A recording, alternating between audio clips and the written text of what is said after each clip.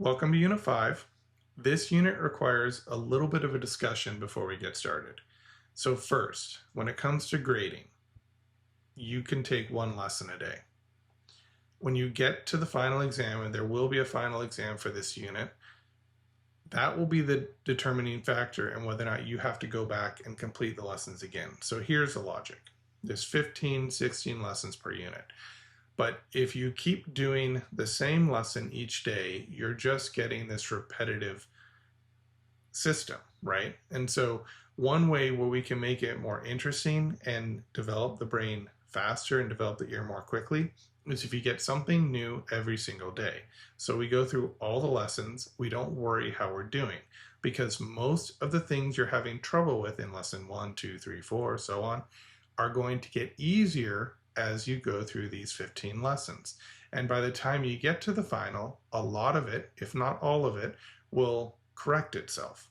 And then if you take the final, I'll talk about the rules for that when we get there, but when you take the final, if you're not able to pass it, then you go back through again and you complete this unit one more time, up to 3 times.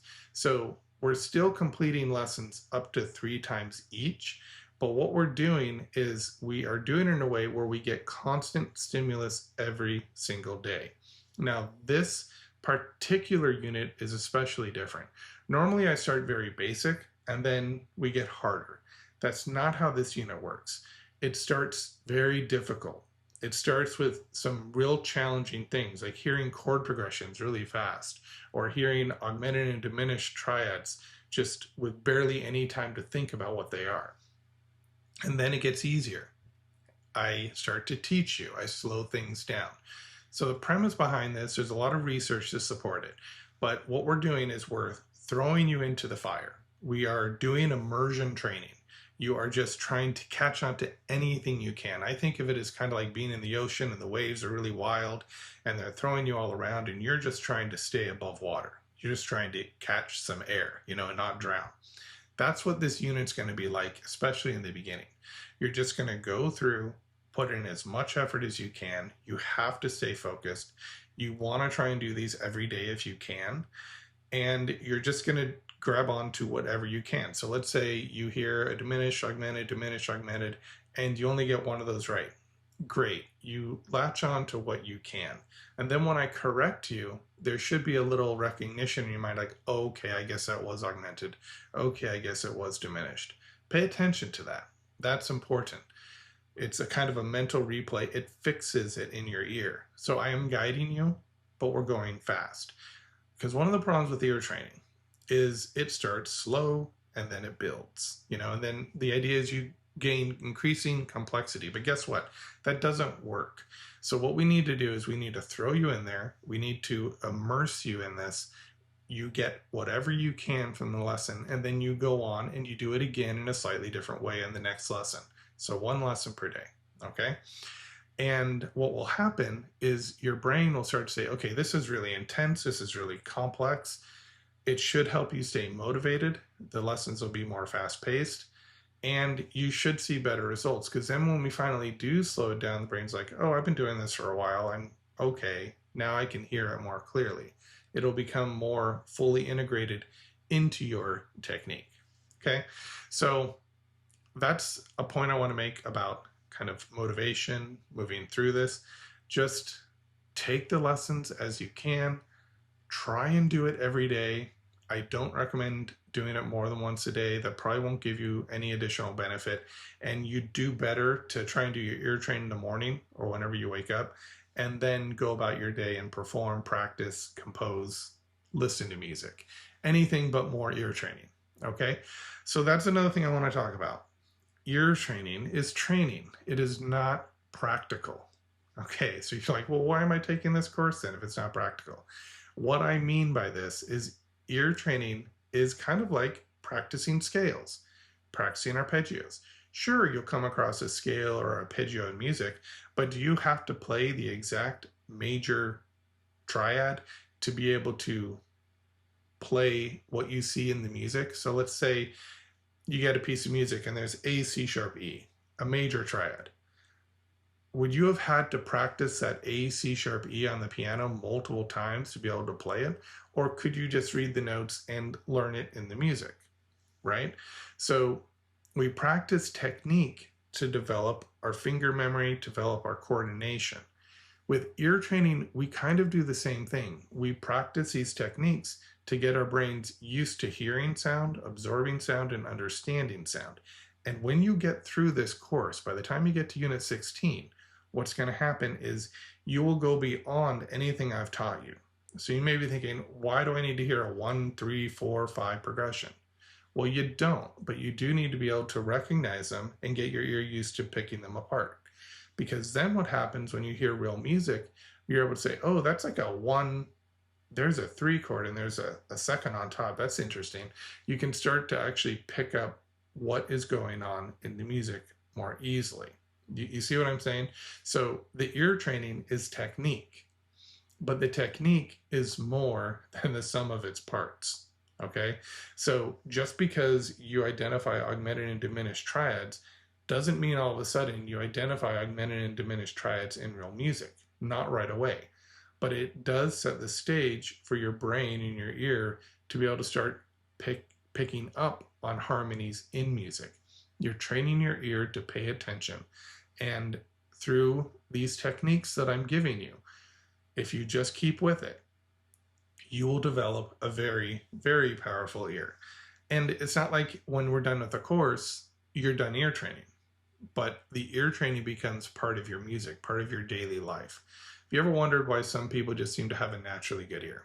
Well, it could be training, but it could just be that they have a naturally good ear. It's because they just naturally listen to music as they play it. They naturally absorb it, and they probably did it from a very young age. And so they don't need a lot of reinforcement. They don't need a lot of training. But even someone like that would benefit from a course like this. But what happens is that training that you're getting right now starts to become very intuitive.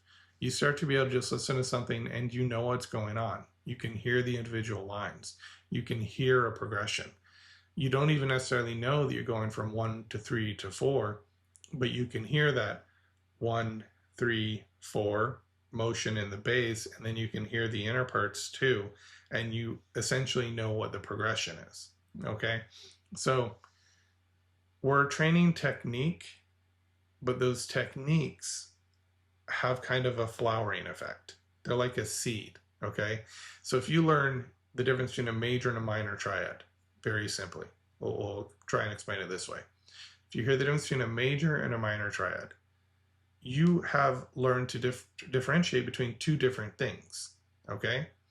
Now, what that means in practical application, you're hearing music, maybe you can pick out the major and the minor triads now, but you also know what is not a major and a minor triad.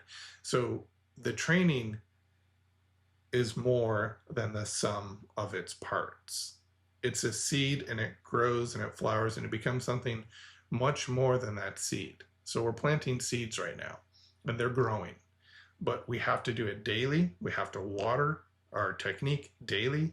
We have to come in, give it sunshine. I mean, you got to take care of it. You got to come in and do the work. And that's going to be the difference between somebody that succeeds or fails. And I honestly do believe that most ear training programs will be able to teach you what they set out to teach you if they're well organized. But I don't think they plant the seeds properly.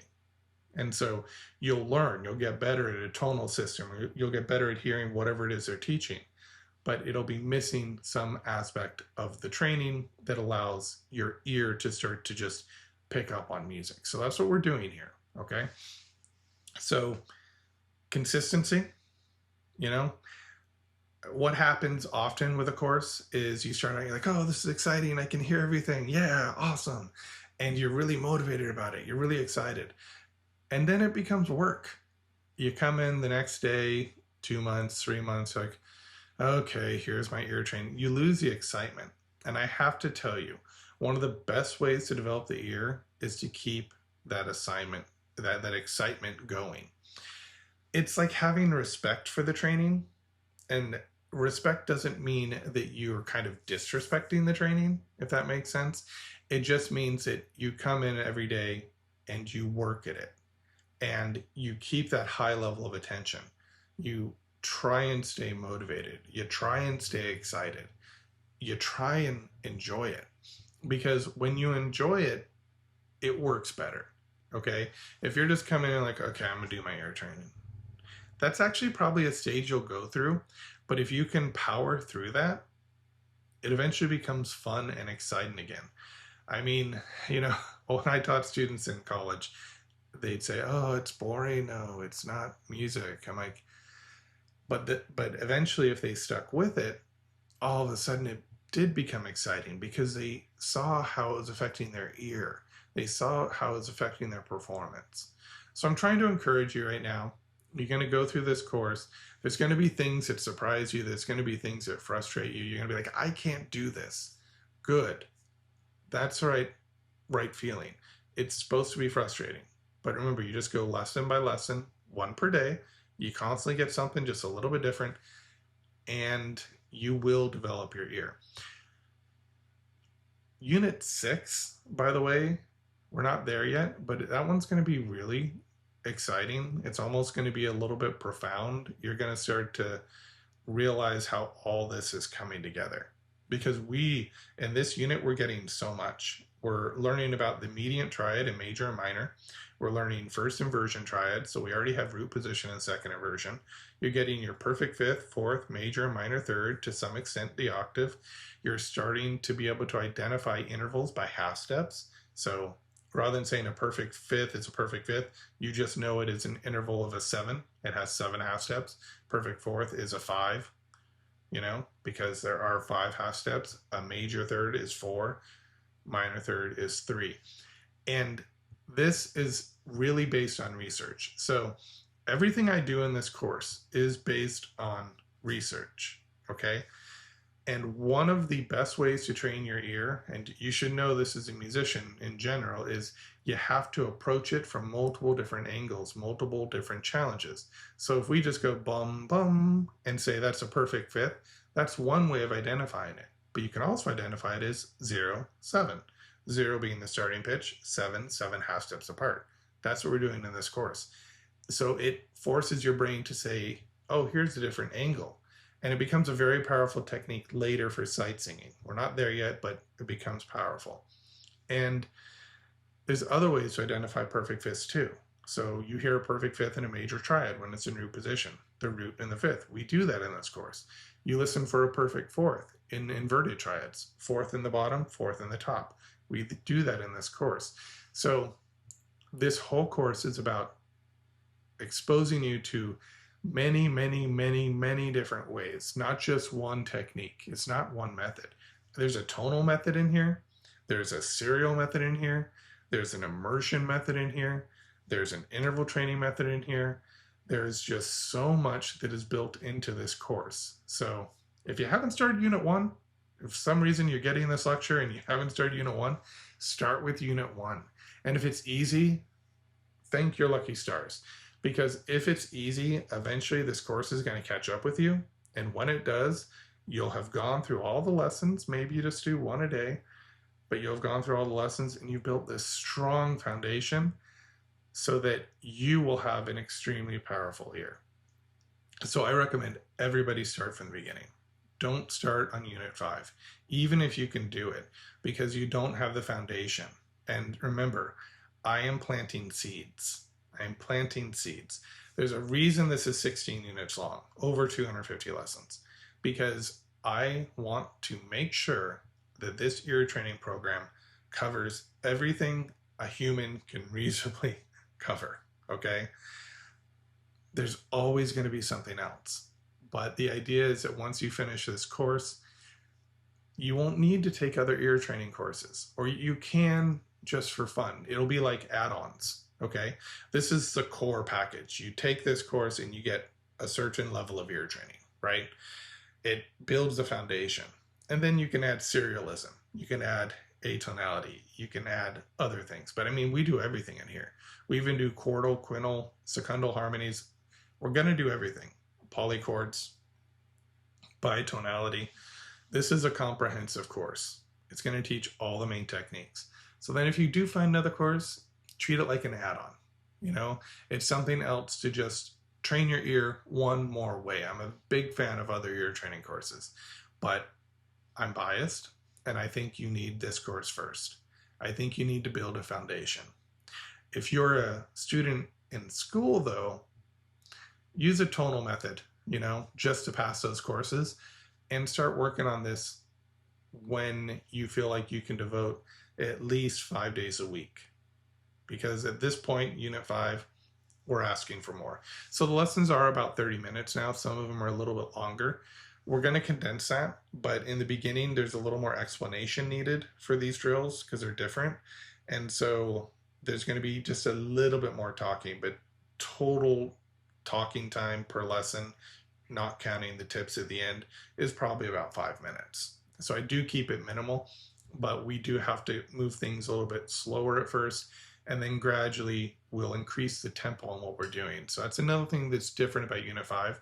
We're getting real serious. We're gradually increasing the tempo that you hear these things at about 2 clicks per lesson. Not for every lesson, but it's generally 2 clicks faster each lesson. But we also slow down. So, I mean, there's just a lot in this course. I hope you enjoy it, and let me know how you're doing. And I'll see you at the end of this course, or in the course, I'll be talking to you. Thank you. 2 more things. The first is this course is going to be audio only from here on out. So you'll still be able to watch on YouTube. If you're following on YouTube, you'll get the video version, but it's just the audio. So I'm not creating a separate video version. And the reason is pretty simple. We are now at a point where we have to get beyond anything visual. We have to start completely using our ears. You need to be able to close your eyes, which I recommend for all of these. Definitely close your eyes. And we don't want to have to look at anything. We're training the ear, not the eyes. So we're getting rid of the video at this point. Also, it makes it much more efficient for me to complete this course. So there's not really a benefit anymore to the video. If I ever need you to be able to download something, I'll provide that in the audio version of the course over at UreMusic.com. And if you're taking it on YouTube, I will provide a PDF download. But I'm actually going to try and avoid that entirely. So just know that no more video. The audio is a great option, and you can go and download that at UreMusic. It opens up as an album on your phone once you import it.